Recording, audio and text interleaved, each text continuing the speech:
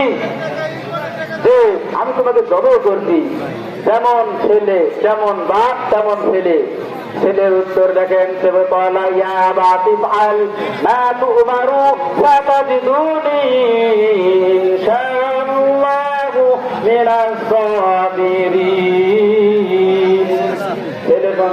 ইসমাঈল আলাইহিস সালাম বলেন, হে পিতা, আপনাকে যে আদেশ করা হয়েছে আপনি তা পালন করেন, আপনাকে যে আদেশ করা আপনি পালন করেন, আপনি আমাকে ধৈর্যশীলদের মধ্যে দেবেন। সুবহানাল্লাহ। একা একা নেন নাই, বলেন না যে আমি ধৈর্যশীল মধ্যে আমার ধৈর্যশীল হিসেবে দেবেন, তারপর বললেন কি আরো যত ধৈর্যশীল যারা আছে তাদেরকেও অংশগ্রহণ করা দিলেন। সুবহানাল্লাহ।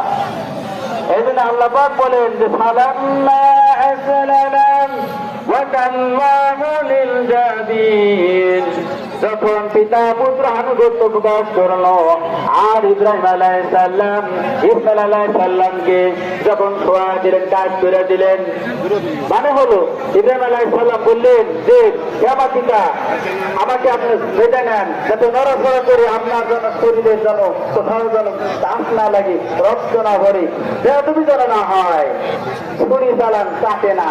বললেন পিতা আপনি চোখ পেতেলেন হয়তো সেই জন্য আপনি আমার মায়ের বলে কি উপর করে সেই কথা আল্লাহ বললেন।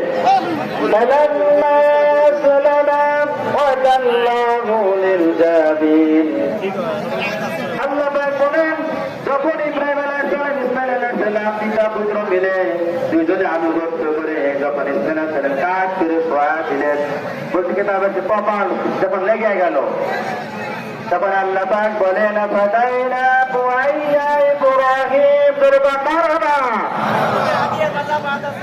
আল্লাহ পাক বলতেছে ফাদাইনাহু ইয়া ইব্রাহিম,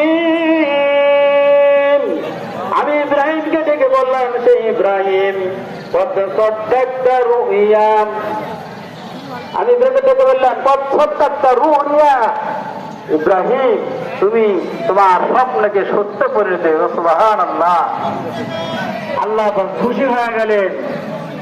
সেই দুম্বা, যেই দুম্বার কথা বললেন হাবিল কোরবানি দিয়েছেন, সেই দুম্বাকে তাফসীরের মধ্যে আসছে বেহেশতের মধ্যে রেখে সেই ইব্রাহিম আলাইহিস সালামের সন্তান ইসমাঈলের কোরবানি, সেই কোরবানির সময় এই দুম্বাকে আল্লাহ পাক দিয়ে দেন ইব্রাহিম আলাইহিস সালামের মাধ্যমে। ইব্রাহিম আলাইহিস সালাম বলেন তাড়াতাড়ি যাও ইব্রাহিম আলাইহিস সালামের কাছে দুম্বা নিয়ে কোরবানি স্বরূপ তার ছেলের বিনিময়। সুবহানাল্লাহ।